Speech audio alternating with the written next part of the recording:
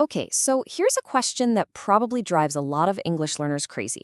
Have you ever wondered why you can learn a language, but you can't speak a good English? I mean, it feels like it should work, right? It seems totally inconsistent. Well, you're not alone in thinking that. This is a super common puzzle, and today we're going to solve it together. Let's start looking for the clues. Now, this isn't really about a mistake you're making. It's more about uncovering an invisible rule in the English language. So think of this as a little grammatical mystery we get to solve. And I promise, by the end of this, you won't just know the rule, you'll actually see English grammar in a whole new, much clearer light. So this is our central question. On the surface, it makes no sense at all. If language can have an A in front of it, why on earth can't English when you add a word like good? It's a fantastic question, and you know what? The answer is surprisingly simple once you see that first clue. All right, the key that unlocks this whole puzzle lies in a really basic idea in English: the difference between things you can count and things you can't. Now, I know this might sound super basic, but trust me, once you really get this distinction, you'll be able to nail this kind of thing every single time. First up, we've got countable nouns, and they're pretty much exactly what they sound like. They're individual items that you can actually count up. You know, one cat, two cats, three cats, one plan, two plans. Because they're separate things, you can put a number in front of them, or you can use the article a or an, which really just means one. Simple enough, right? But what about the other kind? So, on the other hand, we have uncountable nouns. These are things like substances or concepts or materials that we just see as a whole, as a single mass or an abstract idea. You'd never say one wool or two waters, right? We see them as one continuous thing. And this is where it all starts to get interesting for our little puzzle. And what's really fascinating is how a single word can be both, which you can see right here with the word coffee. When you say, I'll have a coffee, you're using it in a countable way. You mean one cup, a single item.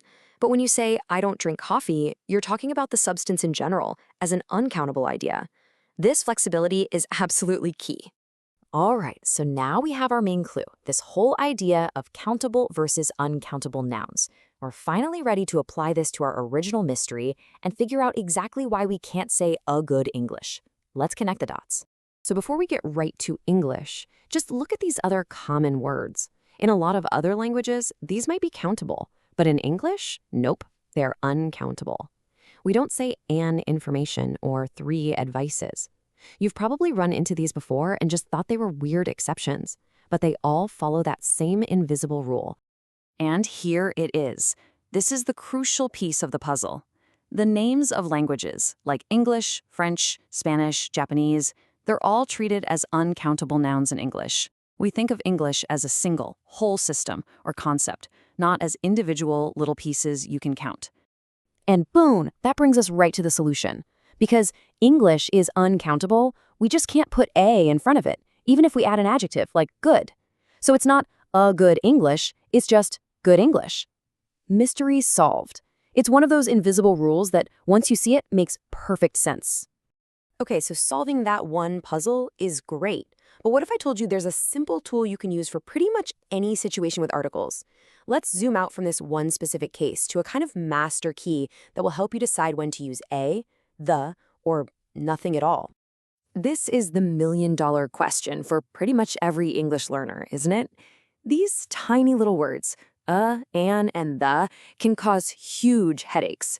But what if there was a simple decision-making process you could follow every single time?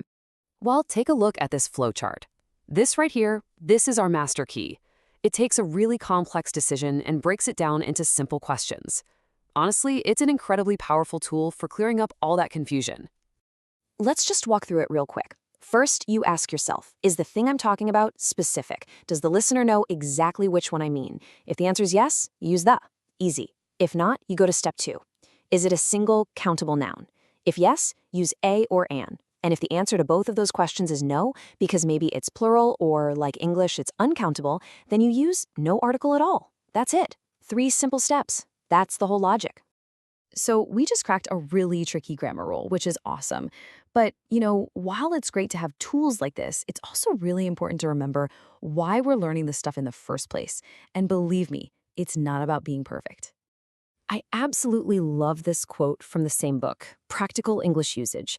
It's such a powerful reminder that while rules are helpful, they're just tools. They're not the end goal. What really truly matters is being able to communicate effectively, and that definitely doesn't require perfection. So here's the big takeaway from all this.